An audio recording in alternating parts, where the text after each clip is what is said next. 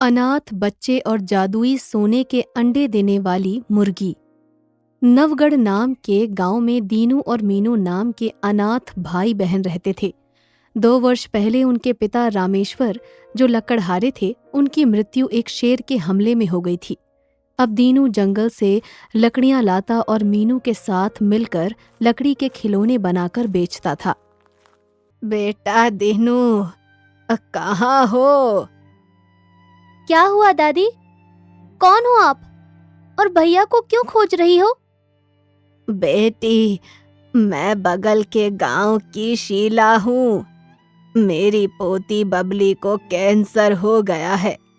Doctor ने बताया है कि बीमारी अभी शुरुआती दौर में है, इसीलिए इसे जितनी जल्दी हो ऑपरेशन से ठीक किया जा सकता है। ओह, भैया तो अभी लकड़ी लेने जंगल गए हैं, लेकिन जो भी हमसे बनेगा हम जरूर करेंगे। ठीक है बेटी, मैं जा रही हूँ। इधर जंगल में दीनू लकड़ी काट रहा होता है। तभी झाड़ी में से एक आवाज आती है। मुझे मत मारो, मुझे मत मारो। कौन बोल रहा है? कौन है वहाँ? मैं झाड़ी से मुर्गी बोल रही हूँ, झाड़ी में फंसी हूँ। दीनू देखता है कि एक सुनहरे रंग की मुर्गी झाड़ी में फंसी हुई है। अरे मुर्गी, तुम इंसानों की आवाज में कैसे बोल सकती हो? हाँ, मैं बोल सकती हूँ। इस जंगल के उस पार पहाड़ी पर श्रीमान ऋषि तपस्या करते थे। ऋषि की पत्नी श्रुति के साथ ही मैं उनके मायके से आई थी। पिछले महीने एक शेर ने कुटिया पर हमला करके ऋषि और उनकी पत्नी दोनों को जंगल में ले गया। तब से मैं भटक रही हूँ। मैं मामूली मुर्गी नहीं हूँ। मतलब?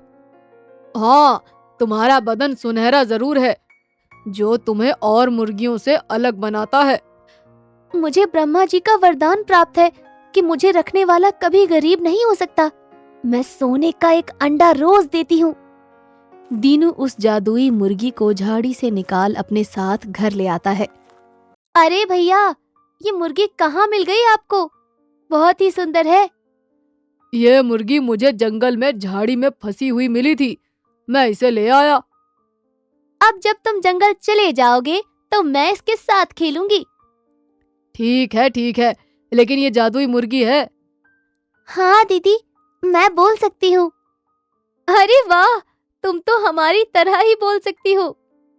एक सबसे विशेष बात यह है कि ये प्रतिदिन सोने का एक अंडा भी देती है।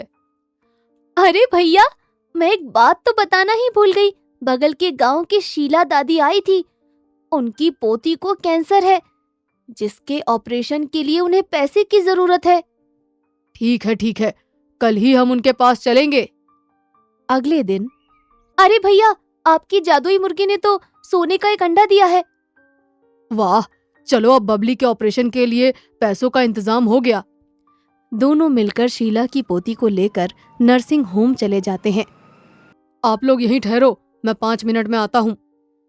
दीनू एक सुनार की दुकान पर जाता है और अंडे को बेच देता है। इस तरह दीनू और मीनू बबली का इलाज करवा कर बिल्कुल स्वस्थ कर देते हैं। दीनू प्रतिदिन सोने का एक अंडा ज्वेलर्स के यहाँ बेचने जाता है तो गुप्ता को लोभ हो जाता है। वो नट्टू बदमाश को दीनू के पीछे लगवा कर सोने के अंडे देने वाली मुर्गी के बारे में पता कर लेता है और एक दिन नट्टू सुनहरी मुर्गी को चुरा लेता है। मीनू, तुमने अपनी सुनहरी मुर्गी देखी है क्या? आज कहीं दिख नहीं रही है। नहीं भैया, आज सुबह से ही लापता है। मैं उसे ही खोज रही हूँ। अरे, आज तक तो वो बिना बताए कहीं नहीं गई। देखो, हो सकता है तालाब किनारे गई होगी। भैया, मैंने सभी जगह ढूंढ लिया है, मगर वो कहीं नहीं मिल रही। दोनों भाई बहन जादुई सुनहरी मुर्गी के खो जाने से बहुत उदास हो गए थे। उनके यहाँ सहायता प्राप्त करने के लिए लोगों का तांता लगा रहता था, लेकिन आर्थिक रूप से असमर्थ भाई बहन सभी को हाथ जोड़कर लौटा देते थे। इधर ज्वेलरी शॉप में। साहब, पीछे स्टोर रूम में सोने का अंडा देने वाली मुर्गी को रखा है। 5 दिन हो गए हैं, मामला शांत हो चुका है।